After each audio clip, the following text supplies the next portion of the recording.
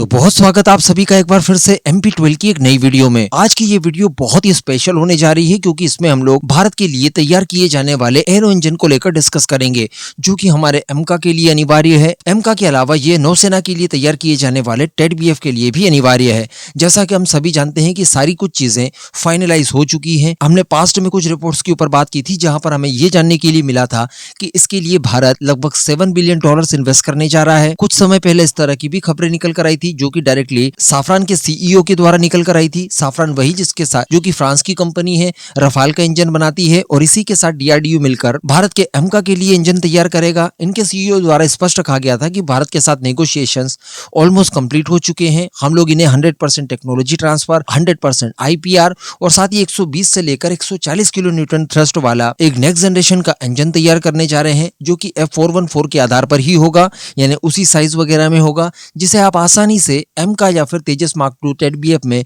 इस्तेमाल कर पाएंगे। लेकिन प्रश्न यही बना हुआ है कि अभी इसकी डील होगी कब? आखिर इतनी तैयारियां होने के बावजूद क्यों अभी तक इस डील को कंडक्ट नहीं किया गया है? तो लीजिए, आज की इस वीडियो में हम लोग इसी को लेकर चर्चा करेंगे कि भला ये ऑफिशियल डील साइनिंग होगी कब। तो मुझे आपको बताते हुए बहुत खुशी हो रही है, एक रिपोर्ट निकल कर आई है जिसमें इस बात का उल्लेख किया गया है और बताया गया है कि इस साल होने जा रहे भारत के अंदर एरो इंडिया शो में इस डील को ऑफिशियल साइन कर लिया जाएगा। जी हाँ, बताया जा रहा है कि भारत और फ्रांस अपने द्वारा तैयार किए जाने वाले नए इंजन को लेकर पूरे कार्यक्रम की नींव एरो इंडिया के दौरान ही रखेंगे। तो अल्टीमेटली समझा जा सकता है कि ये एरो इंडिया इस बार भारत के लिए कितना ज्यादा महत्वपूर्ण होगा। अब अगर बात की जाए एरो इंडिया 2026 की कि वो कब होगा, तो संभवतः वो फरवरी मंथ में होगा और इसी दौरान हम लोग इस डील को साइन होते हुए देख पाएंगे। बाकी की सारी चीजें आप सभी को मैं पहले ही बता चुका हूँ। यहाँ पर कोशिश ये की जाएगी कि इसकी संपूर्ण टेक्नोलॉजी आईपीआर के साथ साथ इसके जितने भी सब सिस्टम्स हैं, इसके जो अलग अलग छोटे से लेकर बड़े पार्ट्स वगैरह हैं, इन्हें भारत के अंदर ही तैयार करवाया जाए। इन्हें तैयार करने के लिए भी जो टेक्नोलॉजी चाहिए होगी उसका भी अवशोषण किया जाए।